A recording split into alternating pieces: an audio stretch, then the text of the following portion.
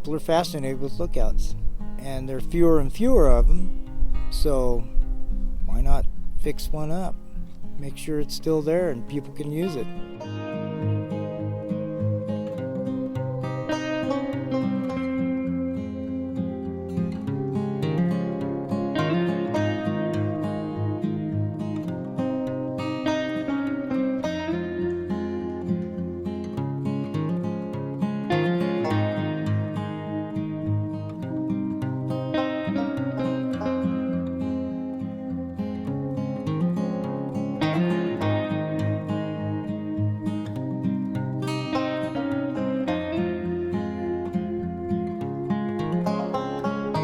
So the way that this project started was basically the lookout was last staffed in 1994. It was listed either in 94 or 95 on the National Register of Historic Places. And really what that designation means is that we are required to maintain the property, which becomes a challenge when it's not being staffed anymore. And so thereafter, Larry Kingsbury, my predecessor, made several attempts to do some light maintenance on the property, but it was complex and challenging because of the wilderness management dynamic with the heritage preservation aspect of things, and really identifying what human-made features on the landscape should remain became a larger question steeped in a lot of personal opinion and different management approaches.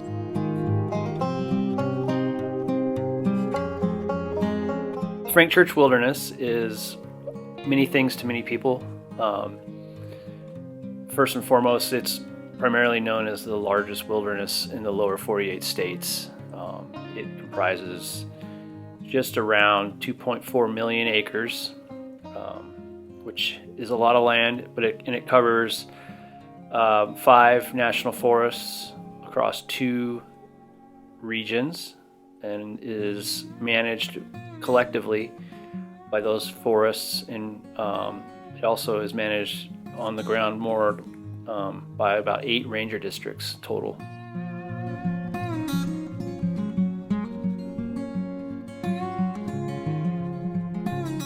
The lookout tower was packed out here in the 1930s by a pack string from Chamberlain Basin Guard Station, and the cabin was a combination of supplies that were brought in and native supplies, so using lodgepole pine, that's just native to the area, but also cedar shingles that were packed in.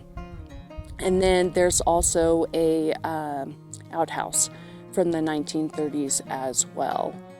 The air motor tower, it's the last tower in the Frank Church Wilderness, and it's about 80 feet tall approximately, and that's essentially what the property is comprised of. When we look at a project like restoration of a historic site in the backcountry in this wilderness area, we have to answer the first question: is it necessary? And when we look at that, we're looking at it through the lens of that wilderness quality of an untrammeled, natural solitude, undeveloped, and then that other feature of value, which is this cultural resource. And so if we figured out that, yeah, the project is necessary, this is a significant historic fire lookout and associated cabin, degrading over time. It's listed as a National Historic Registered property. There's value there, and so we analyzed the effect of that long-term on all that wilderness character, and we determined that ultimately it was worthwhile and worth doing as part of meeting our mission. And so it's not that it doesn't necessarily impact wilderness character, but it also bolsters wilderness character in other ways. And so we had to kind of weigh that out. The Frank Church Wilderness Act itself specifically identifies the history of this landscape and the importance of it. And I think maintaining Arctic Point is a part of that history. And I don't think it takes away or subtracts from the wilderness character. I think it enhances it because it demonstrates different uses and eras within the wilderness and gives you that sense of history. Morgan called me up when she got this job, and I said yes. And I think I got it because I can walk this far, and I have some skills with tools. And I like working with hand tools, specifically. Haven't been a carpenter all my life.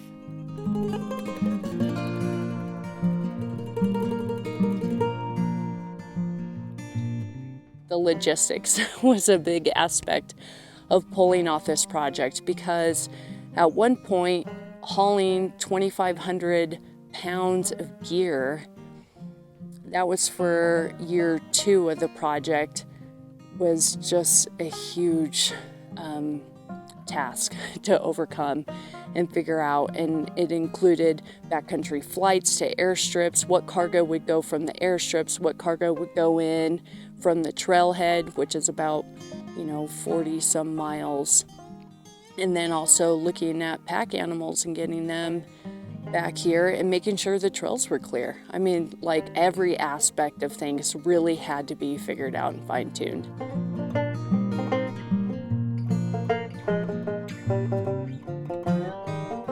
Best part of the project for me has been the adventure on the way in and interacting with all the different departments of the forest, whether it be the rangers out at Chamberlain or the packers bringing in all of our gear, just like they did back in the day.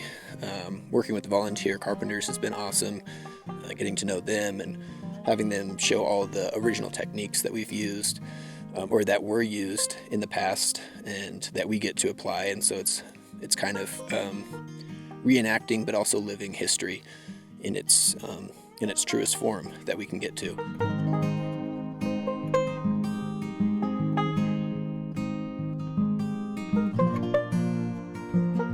So the tasks that we've completed on this project include replacing seal logs, replacing the floor joists to the deck, the decking, and the posts that hold up the covered porch.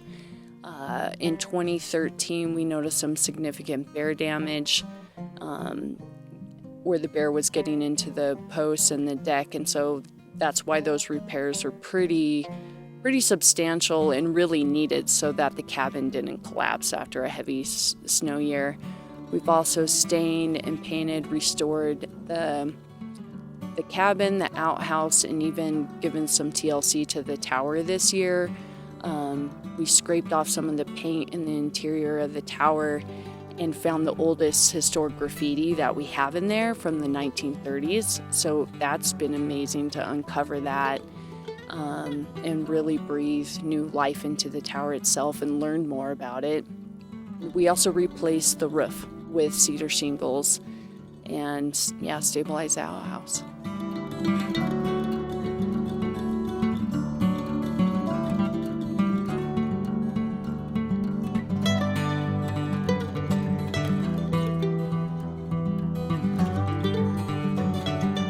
There's a lot of camaraderie that is built through our crew.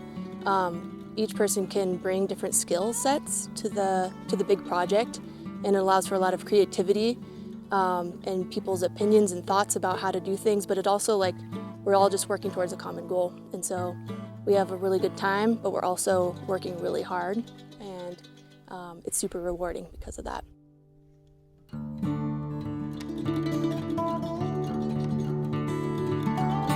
Well, the best part so far, this being my first year on the project, has been learning all these new tasks and how to do historical restoration. I haven't had much experience with that before, and learning from the carpenters has been awesome.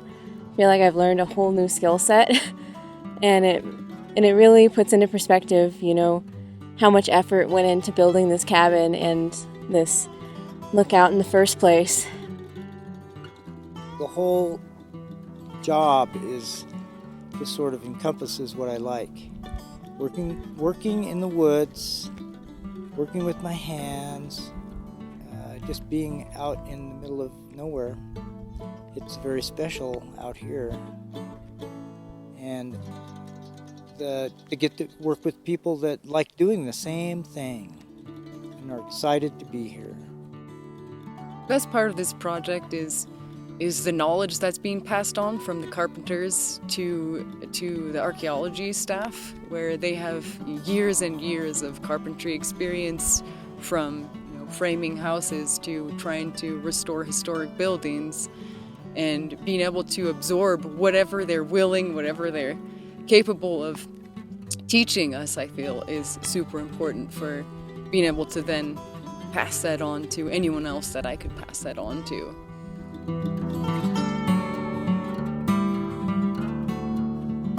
I've gotten no exposure to traditional tool use until I worked on this project, and it's so empowering as a woman to cut out trail with a crosscut saw, and to work with packers and to see the value of stock, and then also to experience the project the way that people experienced it back in the 1930s. I mean, I feel so fortunate to have that, and it's become so meaningful to me, to where when you're done with the project at the end of the week, you don't want to go home. You don't want to go back into town because of all the, honestly, magic that happened between you, the landscape, and all these other people to accomplish this project. I mean, it kind of goes beyond words. And so I don't think that we could foster that same magic outside of wilderness.